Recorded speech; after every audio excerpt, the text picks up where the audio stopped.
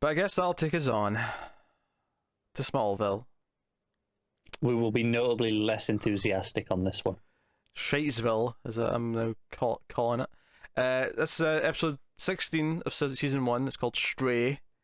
This is the one where there's a kid with telepathy, and he's shithole stepdad and his girlfriend making him, like the example we get at the start is they make him like get a safe code from this pawn shop guy. And then this is the first thing I'll say about this episode is I felt that they were more brutal than normal with the villain. Like I felt like he was just gunning people down left and right.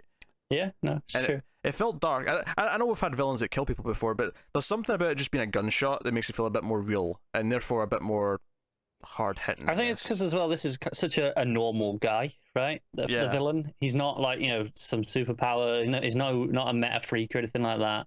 Yeah, he's just an awful person, and that makes it feel a bit more real. And I'm not saying it's like a great effective villain. I mean, it's just the couple of moments where he just guns someone down as if it's nothing. Worked, yeah. Yeah, it felt a bit more hard hitting as opposed to fat Amy Adams sucked the life out of someone. It's true, yeah.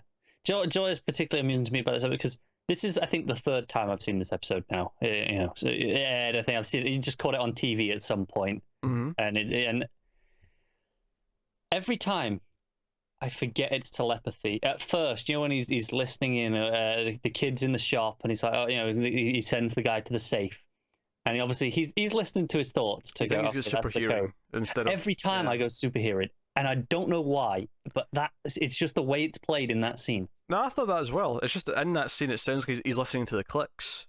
It does, yeah. Because they emphasize the sound of the clicking as it is turning. So it does. But it turns out to be telepathy, and he's reading people's minds.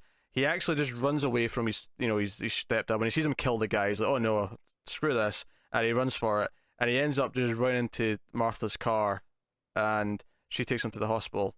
How many episodes have we started with someone just like stumbling into one of the Kents, and that's how we connect them to the main plot? I'd say at least half. Yeah. So Child Services is going to take a weekend or whatever to get to him, so they have to take him home for a few days. And Clark bonds with them. He's making, the kid's making pancakes and shit. He's surprised to learn that he cannot read Clark's mind. Clark is immune from it, and he likes that. It's like, he's quiet. And then we get to the Warrior Angel comic. It's an alien visit from another planet. Lex loves this. He's like, he's an inspiration. He's also bald, so I mean, stands for me. I can't fault the logic, right? I would. Sure. I mean, look. Okay, put it this way: how many bald heroes are there in comics? I don't know about in comics, but Terry Crews counts. I'm not going to argue that. Terry Crews counts. I guess. I guess most you don't get a lot of kids who are bald, so I guess most kids aren't in the position where they have to look up to a bald person when they're. No, it's true, but I get Lex. He was we saw him with hair, and then he had an incident, and then he was bald. I imagine that's quite traumatic for a kid, right? To be bald all of a sudden. Sure. So I get why. Okay, there's a hero that's bald. Sure, I'll look up to him. Works for me. But. Yeah, so it was just a bit on the nose for me, the whole Warrior Angel thing. It was just too Superman. No, it is a bit, yeah. Because when I first saw the comic, I just thought, it'll be just a random comic. It'll be a nice little reference. I was trying to catch what it was, and I couldn't see it at first. And then there was lots of dialogue explaining to you exactly what it was. I was like, oh yeah, this. Yes. So, Clark shows him around, he meets Lana, and I mean, this is the thing. The kid keeps saying, "Hey, do you want to know what Lana?" Because obviously, eventually, it comes out that he's got telepathy, and it comes out that he learns from the other characters as well as seeing Clark in action that Clark has got superpowers and he's an alien and so on. And he's and multiple times throughout the episode, he's like, "Hey, do you want to know what Lana thinks about you?" And Clark, as a gentleman's like, "No, I'll learn the old-fashioned way." But the final way he phrases it at the end is like, "Are you sure you don't want to know how Lana feels about you?" And he's like, "No, I'll find out myself." I'm like. Even just saying, do you want to know how Lana feels about you implies that she has feelings of some kind. It does, yeah. Like, I feel like once he says that, it's like, well, clearly she has feelings for him. No, you're right, because every other time it was phrased, it was, do you want to know what Lana's secret is? Yes, and that's fine. That's secretive enough that... Yeah, everyone has a secret. Yes, because it's not specific to him. But by the end, it's like, oh, you sure you don't want to know what she feels about you? And I'm like, well, clearly that's just a secret then. She's got a crush on Clark. Yeah. Done, fine, easy. But Clark's playing dumb. Kid's a bit of a dick, really, isn't he? He is. Honestly, I mean, it's not the worst episode of Smallville, but my biggest problem with it is that the kid is really one note. I feel like every scene with him plays the exact same way. Yeah. Do you know what really bothers me as well is it's Trevor. Okay, he's the innocent kid, and Clark sees him as the little brother, but he's kind of a dick, just going around listening to people's thoughts, hearing their secrets, just because he can. He has no privacy boundaries. No, he doesn't. He doesn't. And no, he doesn't really get called out on that, not that much. They kind of it gets mentioned, but it doesn't really feel like he's learned a lesson at the end, because at the end, the woman comes to pick him up, and he's still there listening. Yeah. I mean, even if he just said, "Oh, you can't turn it off," I'd be okay, fine. Yeah. He's still with it, fine. I think the problem is he goes out of his way to ask questions. He does. He does it all the time. They'll think of the answer that he wants. There's actually a few scenes where he literally just feels like he's gotten bored, so he just asks things like, "What's your biggest fear?" Just so he'll think the answer, and he'll go, "Oh, that's juicy." Yeah, he's kind of a little dick. That's how it feels. Yeah, no, it does. But like I say, the bad guy is pretty bad, and he's outright shooting like random civilians as he's hunting the kid at the end. In a bowling alley. He's got to shoot the new girlfriend. Yeah. In fact, I thought it was funny it was in a bowling alley at the end. All I could think is that in the script it just said like empty building, and someone said, "Hey, we can get a bowling alley for an episode." It's like, "Oh, hey, I'll rewrite the ending of this one so it's in a bowling alley," because it's just random. It doesn't need to be a bowling alley. It could be anywhere. I guess it was nearby and it was cheap for the night. Yeah. Other than the fact, of course, it ends with Clark throwing the bowling ball at him. Obviously, yeah. Super speed, but. The reason why I bring up the villain feeling like more menacing because it is just straight up gunshots. I don't know if that's just because we're in a world now post so many mass shootings where it just feels a bit more like real, not just like something that happens in movies anymore where that doesn't happen in real life. No, sure. I think even though it did, it always did, but a lot of media with 80s and 90s spring to mind of gun shooting at kids, right? Mm-hmm. In kids shows and films. Yeah, we don't do it as much now anymore. You don't anymore, not really. And it makes sense. With good reason, yeah. But I think because he felt more sinister, there was actually almost some genuine, I knew he was going to save the day, but there was almost a little bit of genuine tension as Clark's speeding up to, save the day. It was like, oh no, he needs to get there because he's going to shoot the kid. Yeah, I think it's the reality factor where... Yeah. Where someone's there with ice powers, it's like, okay, sure. There's that... Yeah. That disconnect, whereas this is just an awful person with a gun. This could be anyone. Yeah, this just feels real. Yeah. So no, I guess it's kind of effective because of that. So refreshing change of pace. Points, I guess. At one point he hides in a dumpster and then almost gets crushed inside the truck. And Clark has to rip the back of the truck off. I do want to point out how much I hated they play it as because he's in the dark truck and there's a ripped hole in the metal that it looks really bright outside because of the difference, and to a point that would to an extent that would be true, but they downright light it as if he's an angel. The bright white light around his head, it's like he's an angel come to save you, little boy. No, they do, and I think if I was going to argue on its defense, I'd say we're seeing it from the kid's perspective. It's all heightened, and it's what he wants to see. Still, it's vomit in my mouth a little bit. Yeah, I'm not disputing that. I'm just saying. Lionel wants Lex to come back to Metropolis, and he considers it, and then says, "No, what? No, I'm doing well here, and that bothers you. So I'm going to continue to do well." Lex gives Clark. My God, I can't really. I struggled so hard with that. He gives him a sword. Yes. It's like, oh yeah. Sorry, I really struggled to say those three words. I have nothing to add to this, but yes, he does give him a sword. He gives him a sword. He's like, oh, it's a sword. He's like, no, it's a foil, because every hero needs one.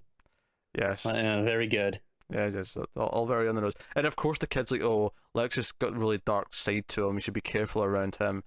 And I'm like, oh, this is fine. Again, this is one of the problems I've spoken about a few episodes where this would be fine if Lex was going to be a villain by the end of the season, or even end of season 2.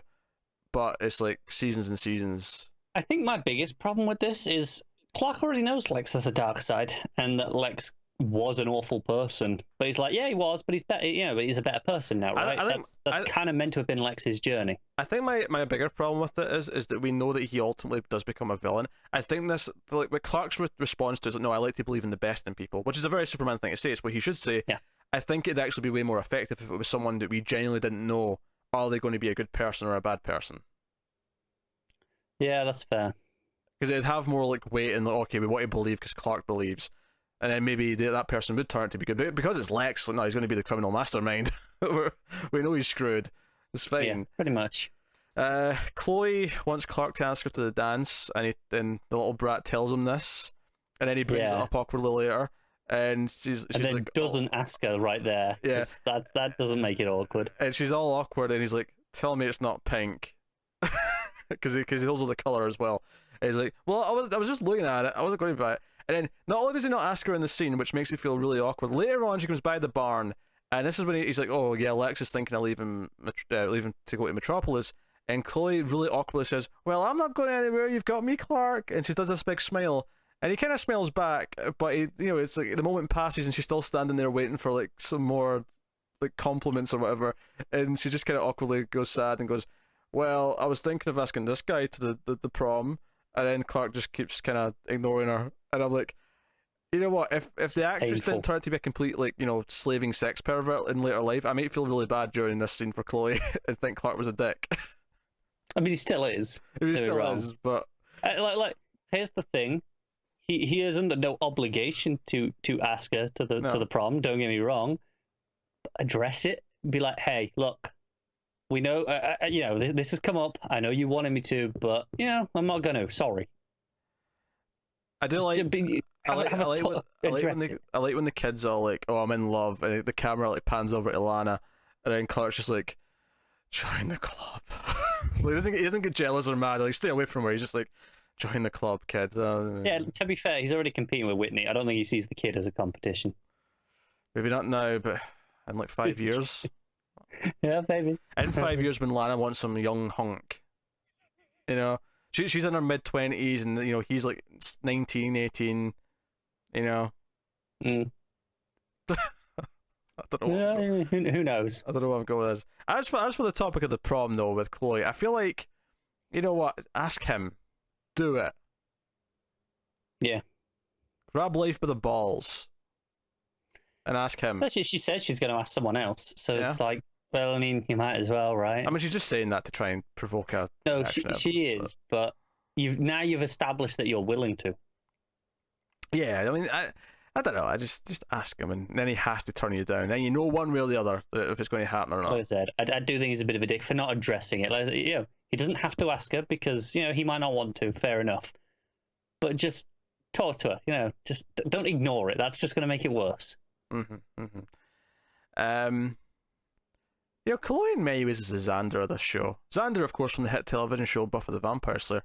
And what I mean by that is that Xander had a crush on Buffy in season 1, and it kind of... I mean, Buffy handles it much better, because it does feel like a natural he has to get over it, and then it slowly kind of goes away because he does get over it. Yeah. But Chloe's kind of in the same way where she's got this crush on Clark for the first season, and maybe like some of season 2, and then it just kind of goes away, and it's not really an issue in the future. It's definitely that early season 2, because I vividly remember the first couple of episodes. Oh, that's fair. Yeah, I mean, I must have seen them, so... I'm not sure when it goes away. But, I'm pretty sure by the time we get to, by the time she finds out for sure she's not into Clark that way anymore. I don't think so, no. So, I don't know. As for anything else in the episode... Oh, what was the song at the end? I remember going, oh, yeah. Oh, I don't know what the song is, but it had the word kryptonite in it. I noticed that. Yeah, it's gonna bug me a second. They actually said the word kryptonite, and I thought that's a bit on the nose there. Having a song literally about Superman in your soundtrack there. Yeah, there you go. The song's called Superman. That makes sense. Yeah. No, because it's more than a bird, more than a plane, right? That's the main bit that people know. Really? Yeah. That's the chorusy bit. Oh, is that Axis of Awesome thing based on that song then? Yeah, that's it. It's in that. You're right. Yeah. I thought that was just their own little thing, because their thing is I'm more than a bird, I'm more than a plane, I'm a bird plane. That last plane. bit's their own edition. Yeah, I thought that was a completely original thing though. I didn't realize that was based on a song that had the same. No, that's this song. Oh, okay. Yeah. What does it end with then? What is it usually? I'm more than a bird, I'm more than a plane. I'm more than some pretty face beside a train, and it's not easy to be me. That's boring. I prefer the acts of awesome. Yeah, I'm a bird plane. I'm a mother effing bird plane. I like that version. Yeah. Oh, there you go. Because I thought the whole point of the 4 chords thing is they got to the end and then the last song was theirs. I thought that was the joke. Parts of it are theirs, definitely at the end, because I can visualize some of it. Oh sure, but I don't know. I thought the whole thing was theirs though at the end, that last bit. But okay, fair enough. No, that's this song. Fair enough. They got one last example in there. Fair enough. I just didn't recognize it. That's fine. That's fine. If you don't know what we're talking about, Google Axis of Awesome 4 chord song, and basically they point out how so many songs have the same 4 chords, and they go through a lot of them while strumming the same chords. It's a fun watch. It's a fun little. It's a lot of fun. Yeah. But yeah, so that's Smallville, I guess. I have nothing else to add. There was literally no Pete in this episode, by the way. No, it doesn't show up. It's not even like he's there in a scene like he usually is, having nothing to do. He's just not in there. I mean, he's still getting paid, so good for him. Yeah. Also, I love that at one point Chloe's telling the kid about this. Centuries ago, this kid was lost, this Duke, and they kept finding him, trying to find him, and like. It was the kid that was in France, and no one knew who he was. So all these people came to. That's right. It's hundreds of parents came thinking it may be their missing kid, and they thought maybe it was the son of this Duke that was missing. Yes, and he said, "Oh, so how did it end? Did they find him?" And she gets kind of awkward, and she's like, "Oh yes, they found him and lived happily ever after." He's like, "Why did you just tell me they get killed?" Now all I could think is like, "No, just be honest, say no, they didn't." But keep in mind, this was before we had phones and the internet and all these other things. I'd appreciate way more if that had been foreshadowing and the kid got killed. Oh yeah, that'd have been good actually. Yeah, kill the kid at the end. That would have been a great twist for the episode. That's too dark for Smallville. Smallville doesn't go there. No, I know, but just if only, right? I will say this: that damn breakfast scene made me want pancakes and bacon. No, I'll say that much.